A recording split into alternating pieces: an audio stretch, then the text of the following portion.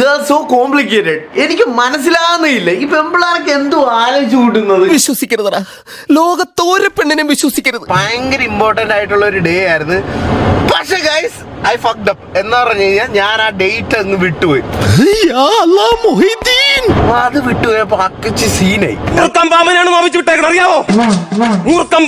വിഷയമായിട്ട് പിന്നെ ഒന്ന് പറഞ്ഞ് അങ്ങോട്ടും ഇങ്ങോട്ട് പറഞ്ഞു. പിന്നെ കുറച്ച് കഴിഞ്ഞപ്പോ എനിക്കും പൊളിഞ്ഞ് ഞാനും അങ്ങോട്ട് പോരാന്നൊക്കെ ചുമ്മാ. അപ്പൊ നമ്മളും വിട്ടുകൊടുക്കാൻ പാടില്ലല്ലോ. അപ്പൊ അങ്ങോട്ട് പോകാൻ പോവാണ്. എന്താവെന്ന് അറിയത്തില്ല ഗൈസ്. ഇതിലെങ്കിലും ഓക്കെ ആയാ മതിയായിരുന്ന മക്കളെ. മമ്മി ഒന്ന് പിണക്കൊക്കെ മാറ്റാൻ പറയും. ഇതെന്തുവാ? ഞാൻ എന്തോ ഒരു ഞങ്ങളുടെ ഒരു വേണ്ടപ്പെട്ട ഒരു ദിവസത്തിന്റെ ഡേറ്റ് പറഞ്ഞു. എത്രയുണ്ട്? അത് വലിയ കാര്യമല്ലേ? സാഹചര്യം ചൂഷണം ചെയ്യരുത്, സാഹചര്യം ചൂഷണം ചെയ്യരുത്. അതെന്തുവാ മറന്നുപോയത്? തവണത്തേക്കൊന്ന് ക്ഷമിച്ച് മാപ്പാക്കണം, എന്നെ നാറ്റിക്കരുത്. മനുഷ്യരൊക്കെ അതൊക്കെ ഞങ്ങക്ക് വേണ്ടപ്പെട്ടൊരു കാര്യം മമ്മി. അതുകൊണ്ടാണ് വേറെ മറന്നുപോയത്. ഭയങ്കര മനസ്സ് സങ്കടത്തിലിരിക്കാൻ സന്തോഷ്, ഭയങ്കര മനസ്സ്. നീ എന്നെ പറ്റിച്ചതാ. എനിക്ക് ഇന്നത്തെ ദിവസം പോലും അറിയത്തില്ല. ഇന്ന് എത്രാം തീയതിയാ? നിനക്ക് ആരാന്നറിയാവോ? നീ താനാരാന്ന് എനിക്കറിയാവാ. എന്താണ് ഇതൊത്തും?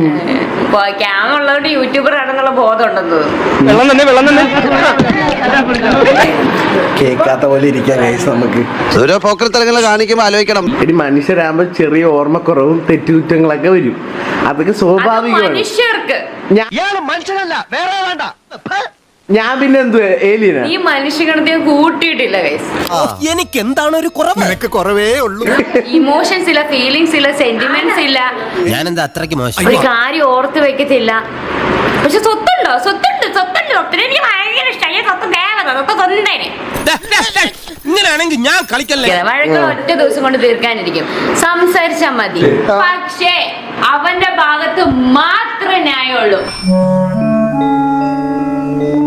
അതായത് സംസാരിക്കുമ്പോ ഞാൻ എടാ അങ്ങനെയല്ല ഇങ്ങനെ അതൊന്നുമില്ല, ഞാൻ പറഞ്ഞത് കറക്റ്റ്. അതിനപ്പുറത്തൊന്നുമില്ല. എനിക്ക് അങ്ങനെ തോന്നി, ഞാൻ അങ്ങനെ ചെയ്തു. ഇതാണ് അവന്റെ ആഞ്ജനേയ സ്വാമി. എന്നെ പറഞ്ഞാ മതിയല്ല. എനിക്ക് എന്റെ ബർത്ത്ഡേ പോലും അങ്ങനെ വലിയ ഇതായിട്ടുള്ള ഒരാളൊന്നുമല്ല. എങ്ങനെ നമ്മൾ ജീവിക്കുന്നു അതിലാണ് കാര്യം. സർപ്രൈസ് ഒക്കെ കിട്ടിയാണെങ്കിൽ സ്വത്ത് ദേവത, സ്വത്ത് സ്വന്തല്ലേ. കല്യാണം നടക്കൂലെന്ന് വിചാരിച്ച നിനക്ക് ദൈവം നമ്പരാനായിട്ട് കൊണ്ടുവന്ന കൈവിടരുത്. എനിക്കാണെങ്കിൽ എന്റെ സ്വത്ത് മാത്രമേ ഉണ്ട്. അത്രയും വേണോ? ഈ വർത്താനത്തിലാണ് ഞാൻ ഇത്രയും നാളും ഇവനെ ഇങ്ങനെ സ്നേഹിച്ച് നിൽക്കുന്നത്. ഇവരുടെ ഈ സ്നേഹാഭിനയത്തിന് ഓസ്കാർ കൊടുക്കേണ്ടത്. ആകെ ഒരു കാര്യമല്ലേ ഇപ്പൊ തെറ്റി മറന്നു പോയത്. ഞാൻ തെറ്റാണെങ്കിൽ ക്ഷമിച്ചാരോ, മാപ്പ് പോരെ. ഒരു പ്രാവശ്യം ഒരു തെറ്റ് ചെയ്യത്തുള്ളൂ, അത് സമ്മതിച്ചു. അടുത്ത പ്രാവശ്യം ചെയ്യുന്ന വേറെ തന്നെ. ഇങ്ങനെ ഇവന്റെ ജീവിതത്തിൽ 100 കണക്കിന് തെറ്റുകളുണ്ട്. പറയുമ്പോ ഫീൽ ചെയ്യരുത്. നിങ്ങൾക്ക് ഈ പണി പറ്റിയതല്ല. ഇത് മൊത്തം തിരുത്തുന്ന ടീച്ചറാണ് ഞാൻ.